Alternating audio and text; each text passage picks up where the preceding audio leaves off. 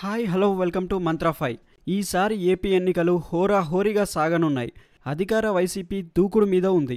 తెలంగాణలో కేసీఆర్కు ఎదురైన పరాభవాన్ని గుణపాఠంగా తీసుకొని జగన్ వ్యూహాలు రూపొందిస్తున్నారు. పెద్ద ఎత్తున అభ్యర్థులను మార్చుతున్నారు. ఇప్పటికే 4 జాబితాలను ప్రకటించి 60 మందిని మార్పు చేశారు. మరో 20 మంది వరకు మార్చుతానని ప్రచారం జరుగుతుంది. కేవలం తెలంగాణలో సిట్టింగులపై వ్యతిరేకతతోనే కేసీఆర్ ఓడిపోయారని గ్రహించి జగన్ ఈ కీలక నిర్ణయాలు తీసుకుంటున్నారు. మరోవైపు టీడీపీ అధినేత చంద్రబాబు సైతం తెలంగాణ ఎన్నికల్లో కాంగ్రెస్ గెలుపు ఫార్ములాను అనుసరిస్తున్నారు. ఎన్నికలకు 6 నెలల ముందే రేవంత్ రెడ్డి కేసీఆర్ సర్కార్ వైఫల్యాలను ఎండగట్టారు. కేవలం కేసీఆర్ సర్కార్పై వ్యతిరేక వ్యాఖ్యలు చేశారు. అవినీతిని సైతం ప్రస్తావించారు. వీటికి సంబంధించి వీడియోలను విడుదల చేశారు.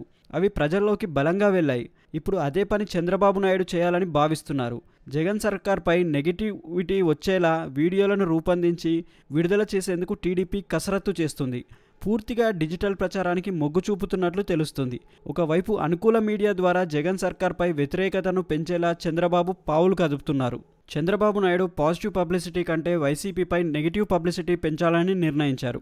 తెలంగాణలో రేవంత్ రెడ్డి తరచూ కారుకు పంచర్ అయిందని, కారు రిపేర్కు వచ్చిందని, ఎక్కడికి వెళ్ళినా కేసీఆర్కు ప్రజల నుంచి వ్యతిరేకత వ్యక్తం అవుతుందని అనేక వీడియోలను చేసి పెద్ద ఎత్తున ప్రచారం చేశారు.